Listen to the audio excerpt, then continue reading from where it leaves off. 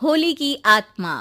बचपन से शहर में रहने वाला मनोज इस साल होली की छुट्टियों में अपने गांव दुर्गापुर वापस आता है, जहां उसे देख पूरा गांव खुशी से झूम उठता है। जब गया था तब इतना सा था और अब देखो कितना बड़ा हो गया है। हाँ सरपंच जी, जब मैं गया था तब आप भी बहुत जवान थे और अब देखो कितने बूढ़े हो गए हैं आप। चलो चलो बढ़िया है।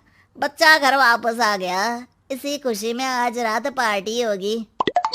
क्या बात है, गांव में भी पार्टियां होने लगी।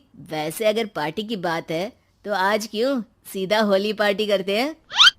होली पार्टी की बात सुन चहल पहल में अचानक सन्नाटा छा जाता है, जिसे देख मनोज को कुछ अजीब लगता है। लेकिन तभी सरपंच बात पलट देता है। अब बहुत देर हो गई, चलो सब अपने घर चलो, पार्टी के बारे में कल सोचेंगे। मनोज भी मम्मी पापा के साथ घर आ जाता है, पर होली पार्टी और उस पर पूरे गांव की खामोशी वाली बात अभी तक उसके जहन से निकलती नहीं। पापा, होली पार्टी की बात पर सब चुप क्यों हो गए थे? अरे होगी उनकी कोई अपनी बात।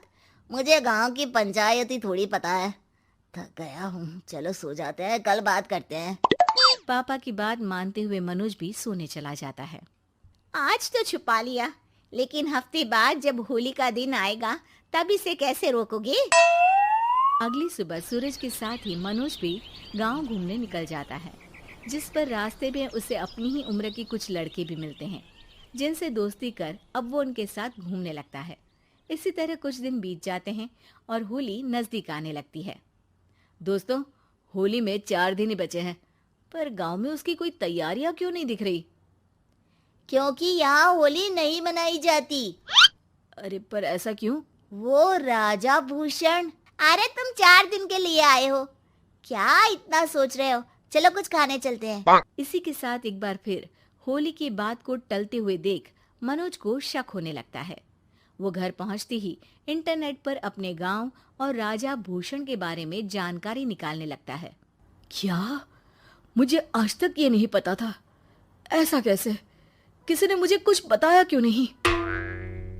सारी जानकारी लेने के बाद मनोज गांव वालों या अपने मम्मी पापा से कुछ पूछे बिना खुद ही उसकी सच्चाई के बारे में छानबीन करने लगता है, जिसके चलते वो राजा भूषण की हवेली में पहुंचता है। वाह, क्या हवेली है यार। पर क्या यहाँ सच में कोई भूत है? हेलो भूत जी, कोई है क्या? हम इस साल गांव में होली सेलिब्रेट कर रहे हैं, क्या आप उस पर थोड़ा इंटरव्यू देंगे? मनोज के ऐसा बोलते ही गांव में तूफान उठ जाता है और हवेली में रखी सारी चीजें हिलने लगती है। एक अदृश्य शक्ति मनोज को धक्का देकर हवेली से बाहर निकाल दरवाजा बंद कर लेती है। ये सब देख मनोज हैरान रह जाता है। क्या अभी मुझे हवा ने धक्का देकर बाहर निकाल दिया? मेरे होते हुए इस गांव में कभी होली नहीं मन सकती, इसलिए दोबारा ऐसी कोशिश भी मत करना, अंजाम बुरा होगा। आवाज सुन मनोज हैरानी से इधर उधर देखने लगता है, पर उसे कोई दिखाई नहीं देता। वो गांव वापस आ जाता है, जहां तूफान की वजह से सब कुछ तहस महस हो चुका होता है। आखिर ये तूफान आया कैसे? ना ऐसा कोई मौसम था और ना ही हमने होली का त्योहार मनाने की बात की थी। सरपंच की बात पर कोई रिएक्शन दिए बिना मनोज चुपचाप अपने घर चला जाता है। इस तरह देखते ही देखते होली का दिन भी आ जाता है और मनोज रंग लेकर गांव में निकल जाता है, लेकिन गांव पूरी तरह खाली होता है। अरे त्योहार का दिन है, धूमधाम की जगह मातम क्यों मनाया हुआ है? मनोज की आवाज सुन सब अपने घर की खिड़कियां खोल के घर के अंदर से ही उसे वापस जाने के लिए कहने लगते हैं, पर वो किसी की नहीं सुनता। तुझे पहले भी समझाया था, अगर होली खेलने की कोशिश भी की तो अच्छा नहीं होगा। अरे बात मान लो बेटा, तुम्हें सच नहीं पता। मुझे सब पता है। सालों पहले इस राजा ने एक अंधविश्वास फैलाया और आप लोग आज तक उसे मानते आ रहे हो। अरे बेटा, जब तुम पैदा भी नहीं हुए थे उससे भी बहुत पहले से इस गांव पर होली का श्राप है। अगर गांव में होली का त्योहार मनाया जाता है तो प्रलय आना पक्की बात होती है। राजा भूषण इस सब में नहीं मानते थे और त्योहार मनाने लगे, जिसके चलते होली वाले ही दिन पहले उनके बेटे की और फिर उनकी मृत्यु हो गई। तभी से गांव की रक्षा के लिए उनकी आत्मा उस हवेली में रह रही है। सबकी बातें सुन मनोज उलझन में पड़ जाता है। सोचना भी मत मनोज, अगर तुमने इस परंपरा को तोड़ने की कोशिश भी की तो उसका परिणाम इस गांव और गांव के लोगों के लिए अच्छा नहीं होगा। मुझे भी यकीन नहीं हो रहा कि आप लोग एक बेतुकी बात को मानकर सालों से रंगों के त्योहार को मातम की तरह मनाते आ रहे हो।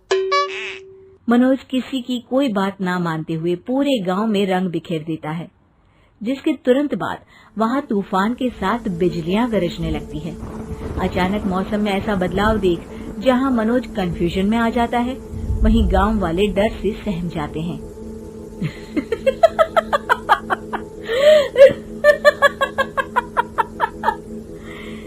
इस लड़के ने हमारे जैसे सिर्फ अपने स्वार्थ के लिए नहीं बल्कि पूरे गांव की खुशियों के लिए यहाँ होली मनाई है, जिस वजह से अब इस गांव पर होली का श्राप टूटता है।